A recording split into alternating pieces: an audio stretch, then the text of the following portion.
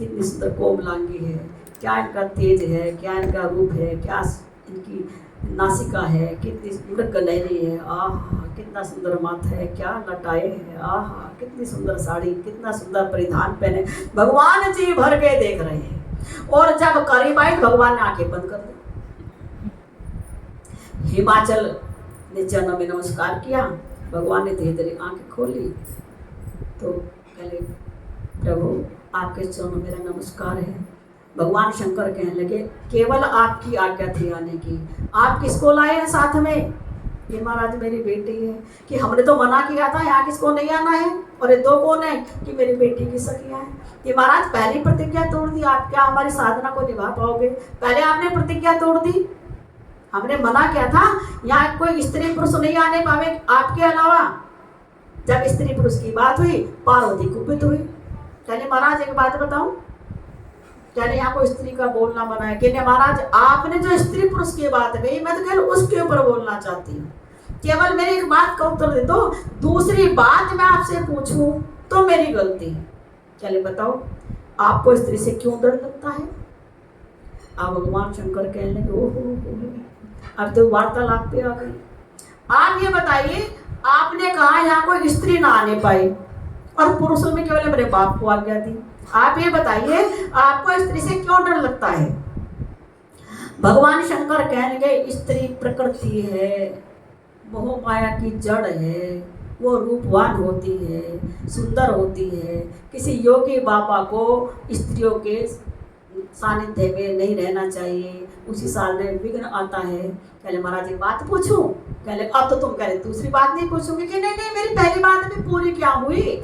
आपने मेरी बात के उत्तर में जो उत्तर दिए उसमें मुझे शंका उपस्थित हो गई। कहले क्या शंका उपस्थित हो गई? महाराज मैं एक बात पूछना चाहती हूँ, आपकी समाधि कच्ची है या पक्की?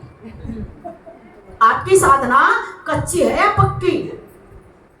भगवान शंकर कहने क्या पूछा? कच्ची बताऊं पक्की बताऊं?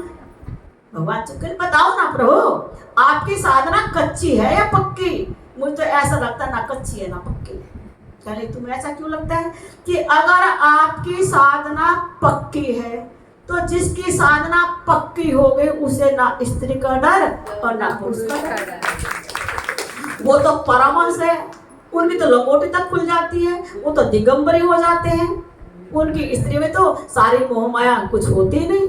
जैसे आपने भागवत में पढ़ा, व्यास जी जा रहे थे तो एक सरोवर में स्त्रियां स्नान कर रही थी तो उन्होंने कपड़े अपने तन पे ढक लिए, और जब सुखदेव जी जा रहे थे तो उन्होंने कोई तन पे कपड़े नहीं ढके। जब उनसे पूछा मैं इतना बुजुर्ग इतना बूढ़ा 80 वर्ष का, जब मेरा पुत्र पहले गया तुमने तन पर कोई कपड़े नहीं ढके, और जब मैं तो तुमने कपड़े ढक लिए। कहले महाराज आपका पुत्र है वैरागी, विरक्त, स्त्री पुरुष के भाव से ऊपर उठ गया, हर जाति और वर्ण वर्ग से ऊपर उठ गया है। उसकी दृष्टि में सब कुछ ब्रह्ममय है, इसलिए हम चाहे नंगे रहें और चाहे कपड़ों में रहें तो उन पर कुछ असर ही नहीं है। वो तो पत्ते पत्ते में हर जगह ब्रह्म को देखते हैं। और आप अभी मोह माया में पड़े अपने बेटों कह रहे बेटा रुक जा, बेटा बेटा परम ज्ञानी, आप उसे रोकना चाहते। अभी आप मोह माया के बंधन में हैं। तो जिसको मोह माया का भी बंधन है समझो वैरागी ने, जो वैरागी है वैरागी नहीं है समझो आसक्ति भी, उसकी कामना निवृत्त नहीं हुई। तो ऐसे वो कह रहे महाराज आपकी साधना यदि पक्की होगी, पक्की होती तो इसका मतलब आपको स्त्री पुरुष के भाव से ऊपर उठे हुए होते। आपको इस तरह से नफरत ही नहीं होनी चाहिए।